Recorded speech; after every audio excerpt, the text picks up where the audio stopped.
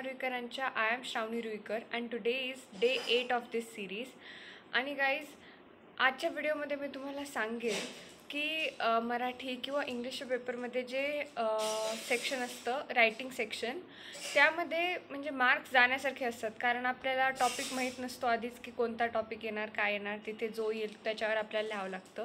पण तरी त्याच्यातसुद्धा माझे मार्क गेले नाहीत. ते कसे काय ते आज तुम्हाला ह्या व्हिडिओमध्ये कळेल. त्यामुळे शेवटपर्यंत नक्की पहा आणि आवडल्यावर लाईक, शेअर, सबस्क्राईब नक्की. टिप असेल रायटिंग सेक्शनबद्दल की इंग्लिशमध्ये, हिंदीमध्ये, मराठीमध्ये जे रायटिंग सेक्शन असतं त्यासाठी काय करावं. तर writing सेक्शनसाठी practice is very important. प्रॅक्टिसच आपल्याला करावं लागणार आहे रायटिंग सेक्शनसाठी.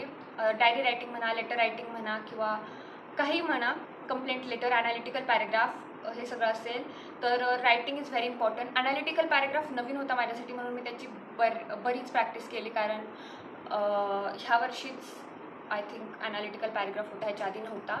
सो त्यासाठी मी प्रॅक्टिस केली होती. तर जेव्हाही वेळ भेटेल, असं रोज प्रॅक्टिस करा असं मी नाही म्हणत, पण जेव्हा वेळ भेटेल त्यावेळेस नक्की रायटिंग सेक्शनची प्रॅक्टिस करा.